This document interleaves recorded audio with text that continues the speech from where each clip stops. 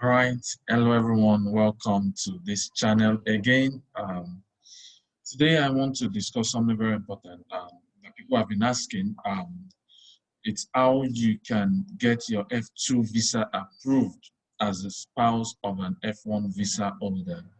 Um, this is very important as you have many families where the husband is probably studying in the US, the wife is somewhere, let's say Nigeria, Ghana, or any other country, and you want to join your spouse, the US makes provisions are available for those that want to join their spouse, or it's also available for children who want to join um, the parent, the father or the mother uh, who is studying, okay?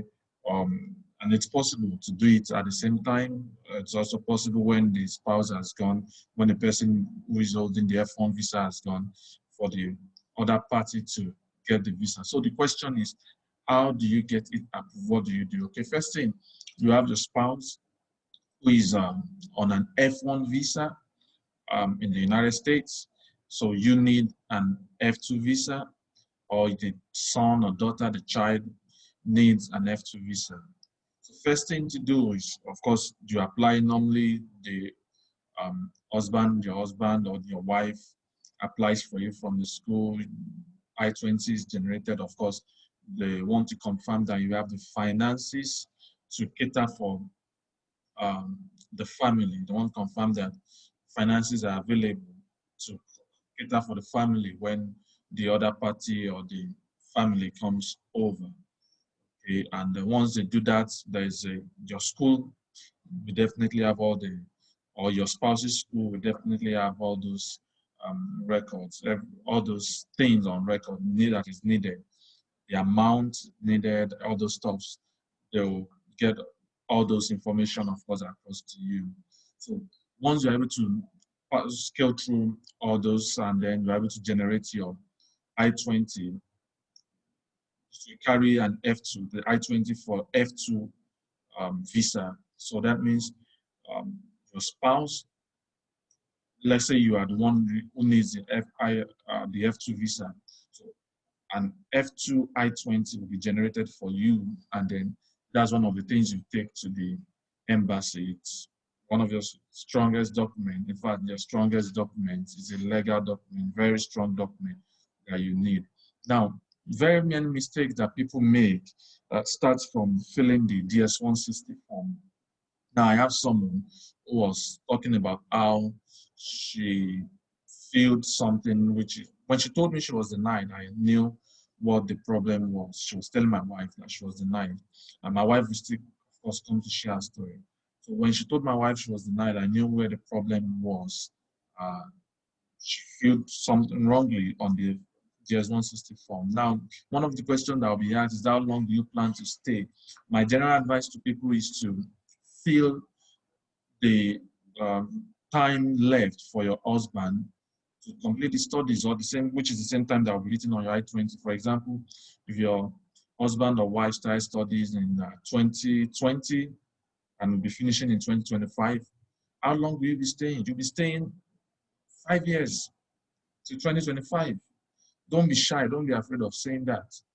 Okay, you state the exact time that you have on your I-20. Yeah, someone said, oh, because they'll be giving a 2-year visa, so she decided to say 2 years. No, that's not accurate. That's not right. Just whatever is left. If it's 1 year that is left, tell the view you'll be staying 1 year, staying with your husband. Okay, so um, the next thing is the questions. What are the questions that are asked during the interview? First thing, they want to see that you have the finances to cater for the family for that 1 year.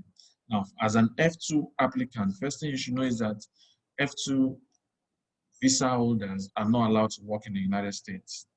So have that at the back of your mind. So when they're saying, oh, what are you going to the US to do? You shouldn't start saying things like, I will work, I will find job, I will do that. No, that's a no, no, no. F2 visa holders are not allowed, are not permitted to work. That is the that is what the category of the visa states. You're not permitted to work. You're not permitted to do any work. So what is a beautiful answer for me is, what are you going to do? And I say, your response should be, you are going there to support your spouse. The family has been separated, and then of course it's good for the family to be together.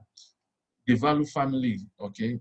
They value family life. They value the togetherness of family, and they know the problems that can arise because of distance between two parties, between spouses. So you want to tell them that you are going to the United States to support your spouse who is doing a PhD program or a master's program in so university. I know so many people who have gotten their F2 visa approved. Of course, my wife and son got it approved. Okay, now another question comes to the function of finance. How do you finance your stay there? Okay, now it depends. First thing to put into consideration is if your husband is on assistantship, if your spouse is on an assistantship or not, okay, or if it's self-sponsored or not. You want to make provision for an account that has money in it, okay, that you're able to present at the embassy. Of course, without such an account, you wouldn't have been able to get your I-20 in the first place. So same provision, or if you have a better provision, yeah, take it along, and you want to be able to explain it clearly. Either you guys save money that is enough to cater for a year, or you guys are able to get sponsors, people who will be sponsoring you, because such questions will come again in the DS-160 form. Who is sponsoring your trip? Okay, of course, your trip, if the husband is sponsoring you or the spouse is sponsoring you, you should be able to write there. If you are self-sponsored, you should be able to write it there. Of course, you must be able to clearly differentiate the question that says trip, which is traveling, from the question that says that talks about the finances for your stay there. All right. So another question might be that, okay, what will be doing there? Of course, I mentioned that you are supporting your husband. Don't say you want to go sightseeing. That's a no-no. That, oh, I will look at, I will spend my time exploring the US and all those stuff. No, because the mindset would be that you need money to do that. Actually, all those stuff are not free, and the mindset would be that that's uh, maybe you should go for a tourist visa. That's what you need for that. So, and don't say that we go for some studies. No, no, no, no. You are primarily there to support your spouse. That's what you are going to say. And that is what they want to hear. Okay. The visa category, you cannot work. And that's where many people miss it when they are doing the interview. They start answering questions that tends towards work. Yeah, it's a different question to ask, okay, how will you keep yourself busy and all those stuff. Yeah, you can say many things about keeping yourself busy, some vocational stuff that you can be doing, some, okay, so many other things that you can do to keep yourself busy. Primarily, what you want to do is to support your husband.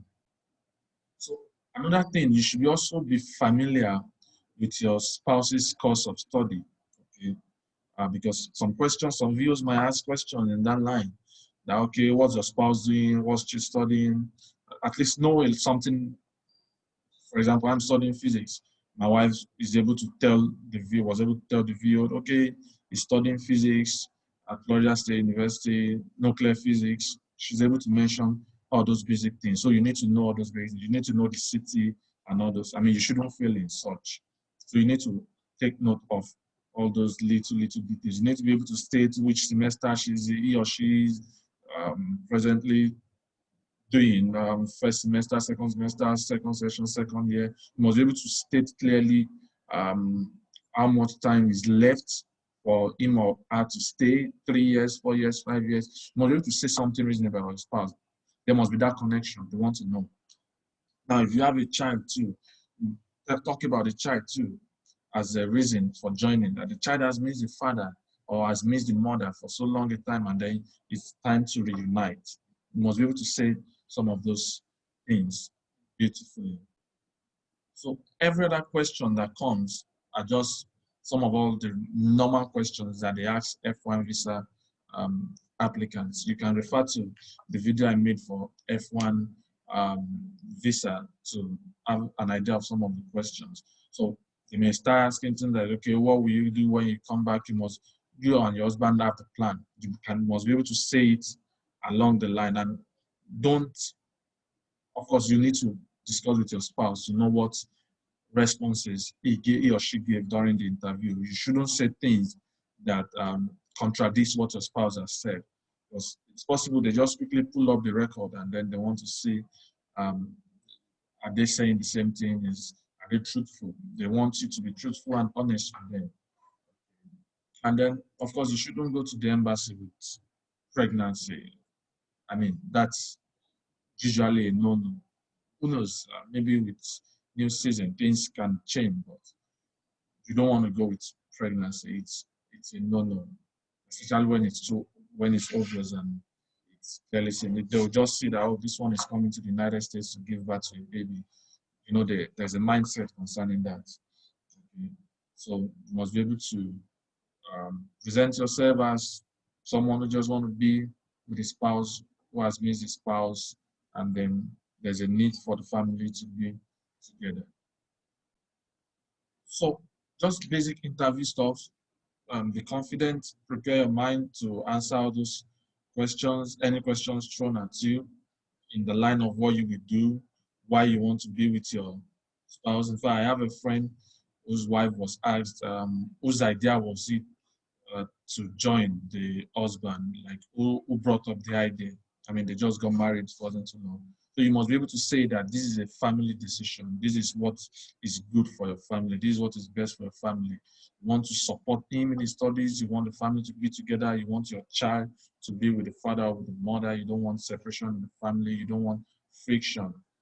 Or probably you are very struggling in your country, and then it's already affecting the relationship. You must be able to just state your reason, genuine reasons.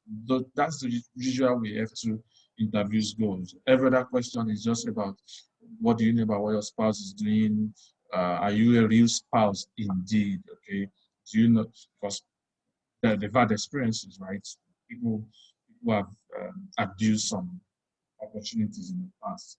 But there is a clear path for you to join your spouse or your parents. Your child can have the opportunity of going to school. Okay? If you are able to bring your child has the opportunity of going to school. So you can have your child on an F2 visa and the child attends school up to high school. Yeah, it's just that if such a child will want to go to college, the child will automatically need an F1 visa.